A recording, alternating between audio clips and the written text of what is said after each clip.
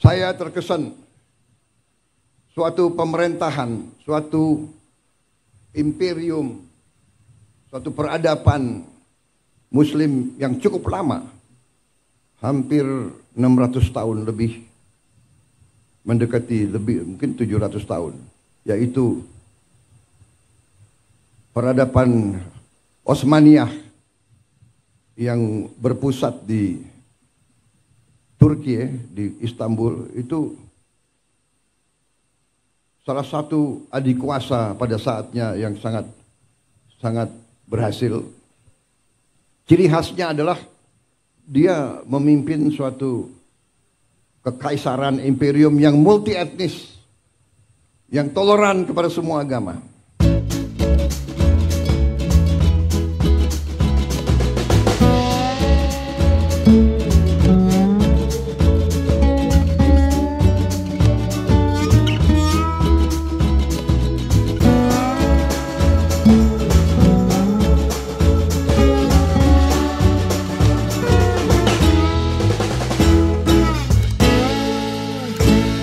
Bismillahirrahmanirrahim. Assalamualaikum warahmatullahi wabarakatuh.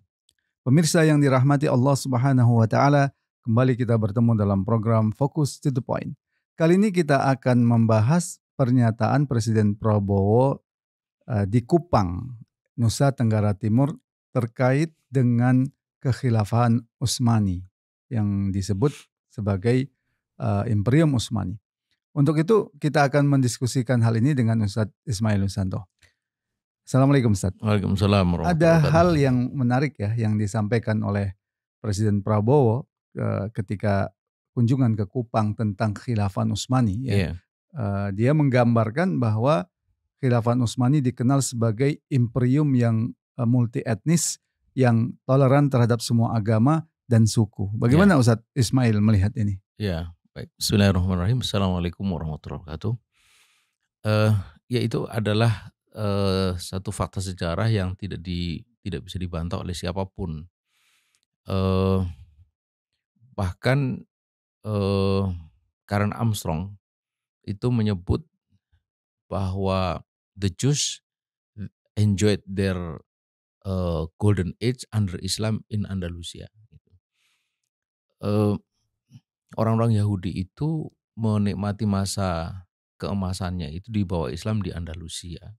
Artinya sama-sama khilafah dengan Utsmani ya? Iya, artinya bahwa memang sejarah objektif itu mengatakan begitu. Gitu. Dan itu berakhir, masa keemasan itu berakhir setelah Andalusia kemudian dikuasai oleh orang-orang Katolik. Melalui politik inkuisisi terusilah orang-orang Yahudi dan juga orang Islam, kaum muslimin di sana, jika mereka tidak mau masuk ke dalam agama Katolik. Lalu ada dalam catatan sejarah itu 120, ada yang menyebut 150 ribu orang Yahudi yang terusir dari Andalusia itu dilindungi atau diberi tempat oleh Muhammad Al-Fatih di Bukit Galata. Dan itu terus berlangsung. Berabad-abad lamanya, beranak pinak, mereka tinggal di situ sampai ini hari. Nah, gitu. Jadi kalau kita ini hari datang ke Bukit Galata tahun 1400-an tentu tidak seperti sekarang, atau sekarang tentu berbeda dengan dulu. Sekarang ini sudah padat sekali daerah itu, tapi masih kita bisa jumpai komunitas Yahudi. Termasuk juga masih kita jumpai sinagog, ya, tempat ibadahnya orang Yahudi. Itu menunjukkan bahwa apa yang dikatakan oleh Presiden Prabowo itu bukanlah sekedar penilaian para sejarawan atau isapan jempol. Bukan, itu memang fakta yang tak terbantahkan. Bahkan itu juga masih bisa kita lihat tapak-tapak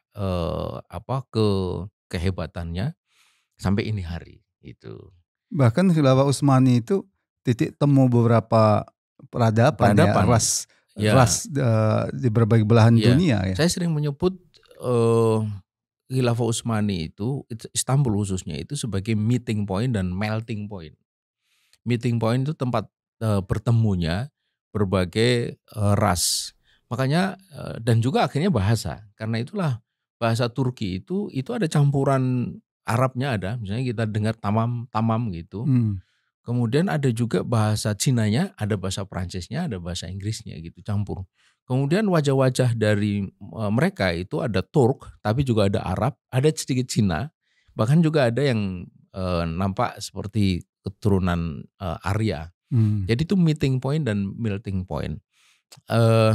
Dan itu tak bisa dilepaskan dari apa yang dilakukan oleh Muhammad Al-Fatih pada awalnya ketika dia menaklukkan benteng Konstantinopel. Kemudian dia langsung mempraktekkan apa yang menjadi ajaran Islam, bahwa penaklukan itu atau futuhat itu bukanlah jalan untuk melakukan penindasan.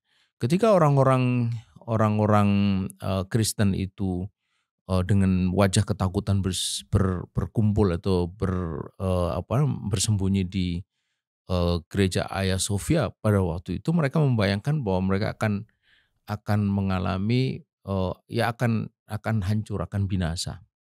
Tapi apa yang terjadi di luar dugaan mereka, bahwa Muhammad Al-Fatih melindungi mereka dan bahkan kemudian memberikan jaminan bahwa kalian tetap boleh di dalam keyakinan mereka gitu, keyakinan Anda gitu kalian. Dan memang betul gereja Hagia Sophia kemudian dirubah jadi masjid, tetapi ada banyak gereja yang tetap dipertahankan menjadi gereja. Bahkan kemudian dia menulis satu semacam dekret kalau bahasa sekarang, perlindungan terhadap para pendeta dan para uskup di situ. Jadi ini menunjukkan bahwa sekali lagi penaklukan itu bukanlah penindasan, bukanlah penjajahan, tapi pembebasan. Mereka tetap diberi perlindungan. Kalau dalam bahasa Imam Ali itu damuhum kadamina, darah mereka seperti darah kita. Kemudian maluhum kamalina, yaitu mereka-mereka yang kita sebut di dalam istilah fikih itu kafir dhimmi. Darah mereka seperti darah kita, artinya kalau darah umat Islam tidak boleh ditumpahkan, darah mereka juga tidak boleh tanpa any legal reason, ya, tanpa ketentuan syariah atau dasar syariah yang hak. Kemudian maluhum kamalina, harta mereka seperti harta kita. Kalau harta umat Islam tidak boleh diambil tanpa hak, begitu juga harta mereka gitu. Yang menarik Ustadz Ismail, selama ini yang sistem politik ya yang dianggap bisa menaungi pluralis ya, masyarakat yang pluralis, multi etnis, multi ras, multi agama, itu adalah sistem demokrasi. Sementara kita tahu kan dalam Khilafah Utsmani yang disebut sebagai Imperium Ottoman oleh Barat, itu kan didasarkan pada Islam. Bagaimana Ustadz Ismail melihat itu? Ya, inilah yang saya sering sebut sebagai pengaburan dan penguburan sejarah itu. Jelas bahwa kalau kita bicara tentang pluralitas dan bagaimana menjaga pluralitas masyarakat, tidak ada contoh terbaik kecuali di dalam peradaban Islam. Dan itu berlangsung bukan hanya dalam satu kurun waktu pendek, lalu hanya terjadi di 1-2 tempat. Ini terjadi di seluruh wilayah Islam dan di sepanjang sejarah Islam. Ketika Islam menaklukkan Mesir, dilakukan oleh Amr bin As, dipimpin oleh Amr bin As, apa yang terjadi? Itu suku Koptik yang notabene beragama Nasrani membantu Amr bin As melawan atau mengalahkan penguasa Romawi yang beragama Nasrani juga gitu. Dan Mesir akhirnya beratus tahun di bawah kekuasaan Islam. Di sana hidup damai sejahtera, orang-orang Nasrani hingga sekarang beranak pinak dan diantaranya melahirkan Boutros-Boutros Ghali. Siapa itu Boutros-Boutros Ghali?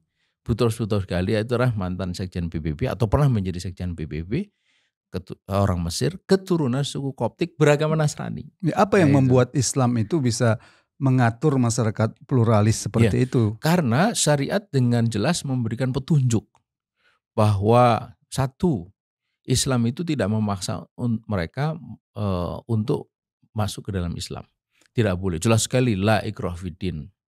Karena itu siapa saja yang menyangka atau mengira atau merasa bahwa ketika Islam berkuasa nanti mereka akan dipaksa masuk Islam, bisa lihat sejarah bahwa tidak ada itu paksaan seperti itu. Dan itu bukan hanya terjadi di Mesir, tapi juga pada orang Yahudi yang tadi disebut di Bukit Galata. Kemudian yang kedua bahwa bahwa syariat Islam itu memberikan kebebasan kepada mereka untuk melaksanakan ibadah sesuai dengan agama mereka, termasuk juga melindungi tempat ibadahnya, entah itu gereja atau sinagog atau yang lainnya. Jangankan di masa damai, di masa perang, jangankan di masa damai, di masa perang saja itu gereja tidak boleh dijadikan sebagai objek perang. Itulah sebabnya kenapa ada banyak gereja yang masih utuh berdiri di Mesir, di Syria, di berbagai tempat, di Irak, sampai ini hari, oleh karena syariat Islam itu melarang untuk menjadikan itu sebagai objek perang.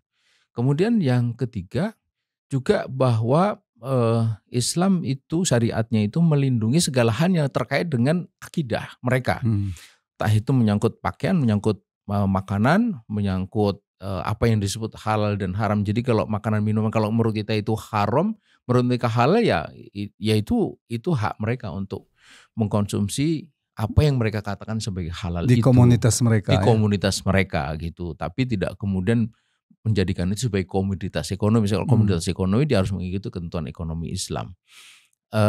Dan yang keempat bahwa Islam memberikan perlindungan harkat martabat jiwa mereka gitu. Seperti tadi disebut oleh Imam Ali bahwa kalau kita tidak boleh mengalirkan darah mereka, merendahkan martabat mereka, tidak boleh mengambil harta umat Islam tanpa hak. Maka begitu juga dengan mereka, tidak boleh menumpahkan darah orang Islam, begitu juga dengan mereka dan seterusnya gitu. Terakhir Ustaz, di sisi lain kalau kita lihat ada sekelompok orang ya di negeri ini yang justru melakukan kriminalisasi dengan khilafah ini dengan menyebut itu ideologi khilafah yang mengancam negara, masyarakat. Bagaimana Ustaz Ismail melihat ini? Nah, ini paradok gitu. Jadi satu sisi sangat banyak studi termasuk juga di dalam orasi yang mengakui kehebatan, keagungan, kemuliaan sejak keperadaban yang ada di sepanjang kekhilafan Utsmani. Satu sisi itu, sebagaimana yang juga kita dengar pada apa yang disampaikan oleh Presiden Prabowo. Tapi di sisi lain, mereka menolak bahkan kemudian memusuhi sistem khilafah. Gitu. Padahal semua yang dianggap sebagai kebaikan tadi itu ada di dalam sistem khilafah dan itu adalah bagian dari Islam. Itu yang saya sebut sebagai paradok. Mestinya umat Islam itu satu sisi dia bangga atau dia kagum terhadap sejarah peradaban Islam di bawah naungan khilafah. Mereka sebut Ottoman Empire itu memang Barat mencoba untuk menyimpangkannya. Istilah ini penting sekali.